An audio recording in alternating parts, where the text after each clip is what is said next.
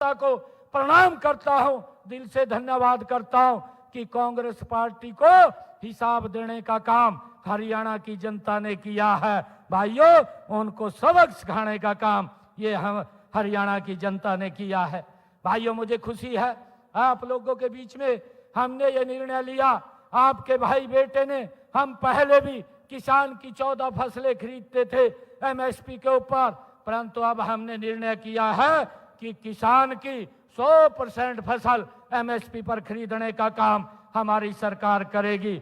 और मुझे खुशी है आप लोगों के बीच में बताते हुए कि हमारी सरकार ने, अगर किसान फसल लेकर के मंडी में आता है, डीबीटी के माध्यम से सीधा उसके खाते में भाइयों पैसा पहुंचाने का काम ये हमारी सरकार कर रही है। मुझे खुशी है कि 12 लाख किसानों के खाते में 1,25,000 करोड़ रुपया डायरेक्ट उसके खाते में पहुंचाने का काम ये हमारी सरकार ने किया है। अगर 72 घंटे से ज्यादा उसकी पेमेंट को हो जाता है तो ये हरियाणा सरकार आपको ब्याज सहित आपके खाते में पैसा पहुंचाने का काम ये हमारी सरकार करती है। मुझे ये भी खुशी है कि हमने इस खरीफ की सीजन के अंदर, भाइयों बरसात कम हो रही थी, हमारी सरकार ने निर्णय किया कि किसान के खर्चे कम होने चाहिए और उस निर्णय के आधार के ऊपर हमने प्रति एकड़ 2,000 रुपया किसान के खाते में पहुंचाने का काम ये हमारी सरकार ने किया है। मुझे खुशी है 825 करोड़ रुपया हरियाणा के किसान के खाते में पहुंचाने का काम ये हमने किया है। हमने ये भी निर्णय किया जो कांग्रेस कभी सोचती भी नहीं थी कि हमने पूरे पुराने लंबे समय से एक अभियान अंग्रेजों के समय से मेरे किसानों के ऊपर लगता था, हमने उस अभियान का पूरा सरचार्ज वो भी माफ करने का काम किया है और इस अभियान को भी जड़ से समाप्त करने का काम ये हमारी सरकार ने किया है। भाइयों, मुझे खुशी है कि हमने ये भी निर्णय किया, इसे पिछले दिनों विधानसभा के अंदर हम बिल लेकर के आए।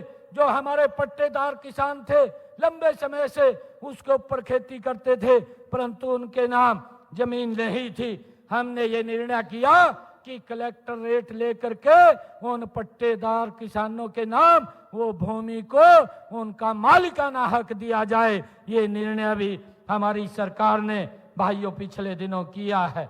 हमने ये भी निर्णय किया कि जो व्यक्ति पंचायत भूमि के अंदर जिसका अपना मकान उसने बना हुआ था और उसके ऊपर एक कोर्ट की तलवार लटकी रहती थी, केस चलता रहता था, लिटिगेशन के अंदर रहता था और कब मकान गिर जाए उसके लिए वो चिंतित रहता था। हमारे सामने भी मजबूरी होती थी कि हमने कोर्ट की समस्या का भाइयों पालन, उसकी बात का पालन करना होता था, परंतु अब हमने विधानसभा के अंदर ये निर्णय लिया है कि जिस व्यक्ति का मकान पंचायत भूमि में पिछले 20 वर्षों से बना हुआ है, 20 वर्षों से ज्यादा हो गए हैं, ऐसे सब लोगों को 500 वर्ग गज का प्लॉट कलेक्टर रेट के ऊपर उसके नाम कर दिया जाएगा। भाइयों, ये भी इस लिटिगेशन की समस्या का समाधान हमारी सरकार ने किया है।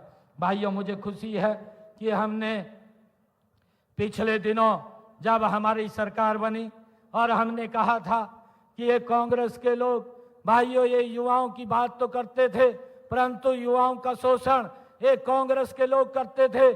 हमने ये बात कही थी कि हमारी सरकार आएगी, बिना पर्ची बिना खर्ची के हम हरियाणा के 25,000 युवाओं को नौकरी देने का काम करेंगे। भाइयों, कांग्रेस के लोग ये कोर्ट के अंदर गए, चीफ इलेक्शन कमीशन पे गए और उन्होंने एक लेटर जारी कर दिया कि ये रिजल्ट ना निकाला जाए।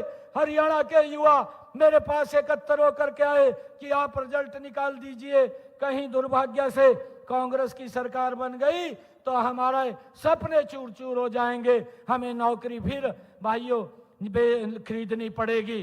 परंतु मैंने उनको आश्वस्त किया कि चीफ इलेक्शन कमीशन ने ये लेटर निकाला है कि आप रिजल्ट नहीं निकाल सकते।